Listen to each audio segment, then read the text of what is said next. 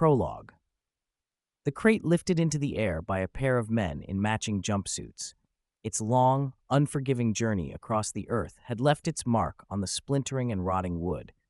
"Set her down nice and carefully," the director blubbered, his forehead slick with thick beads of sweat. The two workers shared an annoyed glance, both harboring the same low opinion of the robust museum director in his two-piece suit. "The contents of that crate are more valuable than the pair of you combined," the director growled, his eyes flicking between the delivery men. "Even if you were made of solid gold, you wouldn't come within a tenth of what's inside that bloody box." The workers, slightly more cautious now, carried the crate through the large garage doors and placed it down gently. The director huffed and puffed with each inch it was lowered. Only once it was safely on the ground did he release his breath. The museum director eyed the medium-sized crate and wiped his forehead with a handkerchief. He couldn't read the foreign language inscribed on the crate, but hoped it meant extremely fragile and nothing about the artifact inside. "Now please open it," he breathed heavily. This crate had kept him on edge since the museum had somehow managed to procure such a rare item. A loud suctioning noise released along with a blast of dust from inside the crate as a crowbar wrenched the top from the sides. The violent sound made the director jump back suddenly. "Why so skittish, Winston?" A voice echoed through the room, followed by the rhythmic tap of a cane on the concrete. "Oh, Dr. Trout, it's you." Winston winced as the tall man emerged from the shadows of the large storage shelves. His gray-blue suit, almost black in the darkness, and his cold sea-green eyes reflected in the fluorescent lights. Trout twisted the hairs of his wiry black beard between his fingers. His other hand gripped an intricately crafted walking cane.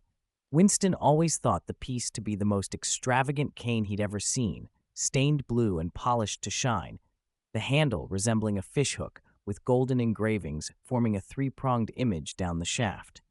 Winston had no idea why Dr. Trout needed the cane, as he walked perfectly well and stood a good foot taller than the museum director. Knowing Trout to be a rather mysterious and irritable man, Winston never pressed the issue and chalked it up to Trout's passion for myth. "I came to see if it had finally arrived," Dr. Trout said, tapping the edge of his cane against the crate.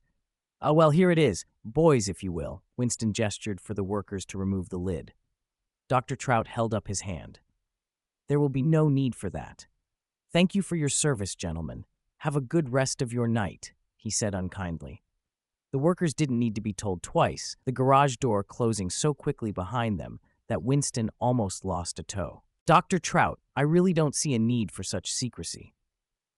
Winston shook his head in disgust as he looked at the rotting wood of the crate. "I can tell just by the state of their shipping unit that we overpaid for this one." "Then you truly do not understand what I have procured," Dr. Trout replied, annoyed. He lifted the top board with the edge of his cane and let it fall to the ground with a loud bang. The crate was filled with loose brown straw, with a single black leather wristlet with a blue gem at its center. "Only one?" Winston asked. "After all the hoops you made me jump through to get this thing here, it's not even a complete set." Winston shook his head. "We've been bamboozled. The board will have my head for this, Trout. You'd better display it with the rest of the artifacts." "Relax," Trout grumbled as he picked up the wristlet and slid it onto his hand. He paused, staring deeply into the gem, as if waiting for something to happen. "Glad to see you're adding another bracelet to your jewelry collection," Winston scoffed, wiping a new layer of sweat off his brow. Trout seemed to forget Winston was present. "Do you know how much this wristlet cost?" Winston broke the silence. "More than this museum makes in 2 years.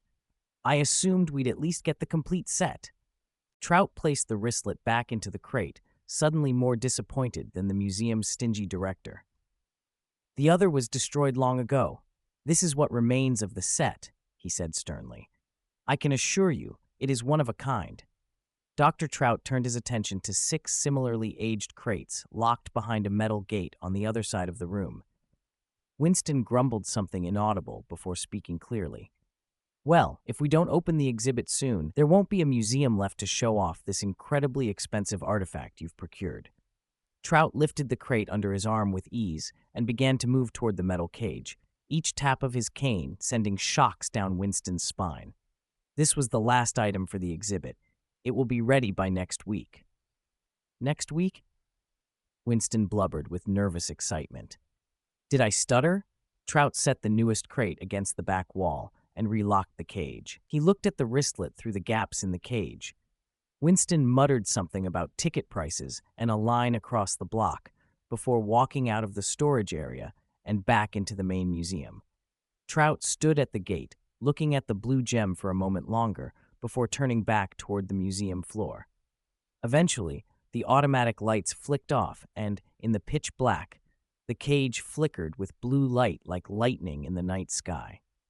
The gem seemed to pulse as if alive, casting an ethereal glow, dormant power within, preparing to be awakened.